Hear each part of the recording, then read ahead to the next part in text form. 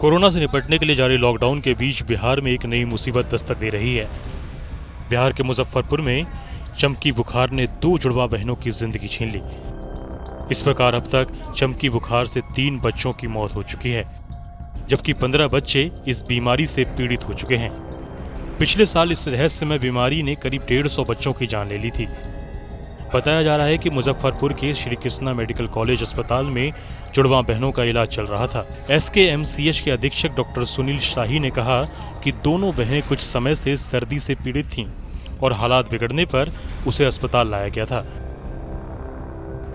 AS में जो एक बच्ची थी मौसमी कुमारी, वो एक्सपायर कर गई है सुबह में। अभी तक 15 पेशेंट थे, वो एक बच्ची आज सुबह में एक्सपायर की है।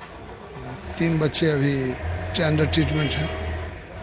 क्या स्थिति थी सर उस बच्ची की? दोनों बच्ची एक ही परिवार की थी, दोनों सीरियस कंडीशन में आई थी। जिस समय आई थी उस समय दोनों का ब्लड शुगर 30-32 cc लगभग में था, उससे उभर नहीं सकी, वो एक्सपायर कर गई। अब तक जो कुल डेथ है, कुल प्रभावित है, उसका आंकड़ा कैसे? अभी तक तो 3 डेथ हो गए, 3 वार्ड में है और बच्चे डिस्चार्ज हो चुके हैं। और सब इलाज की व्यवस्था, इलाज प्रबंधन चल रहा है, कहीं कोई कमी नहीं है। कोशिश लगे हुए हम लोग जो तो एक्सपायर न करे बच्चे।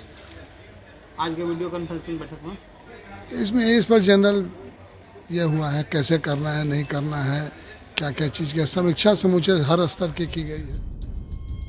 एक तरफ चमकी घर के चिरागों को बुझा रही है, DM साहब चमकी से लोगों को जागरूक करने की बात कह रहे हैं। अवेयरनेस के संबंध में कर रहे हैं। अवेयरनेस वो ये कि लोग सीधे सरकारी अस्पताल में बच्चों को लेकर के आएँ अगर इस तरह का कोई लक्षण होता है तो, और विलम्ब नहीं करें। विलम्ब करने से अगर 1-2 घंटे के अंदर बच्चा सरकारी अस्पताल में हमारे PSC में भी पहुंच जाता है तो हम लोगों का अनुभव है, देख रहे हैं कि वो स्टेबलाइज हो जाता है और उसके बाद ज़रूरत के हिसाब से हम लोग उसको मेडिकल कॉलेज में या ऊपर भेजते हैं और उसकी जान हम लोग बचा पाते हैं। लेकिन अगर ज़्यादा विलम्ब होता है तब हम लोग जो है उसमें बहुत कठिनाई होती है डॉक्टर्स को उसमें बचाने के लिए। पिछले साल SKMCH में चमकी का प्रकोप देखने को मिला था। अकेले इस अस्पताल में 111 बच्चों की मौत इस बीमारी की वजह से हुई थी। कोरोना के बढ़ते संक्रमण के बीच चमकी से बच्चों को बचाने के लिए बिहार सरकार को ज्यादा काम करना होगा। बिहार को कोरोना के साथ साथ AES की दोहरी लड़ाई भी लड़नी पड़ रही है। कोरोना का मामला अपने चरम पे है तो AES ने अपनी धमक दिखानी शुरू कर दी है। मुजफ्फरपुर में 3 बच्चों की मौत AES से हो चुकी है और ये खतरे का संकेत है।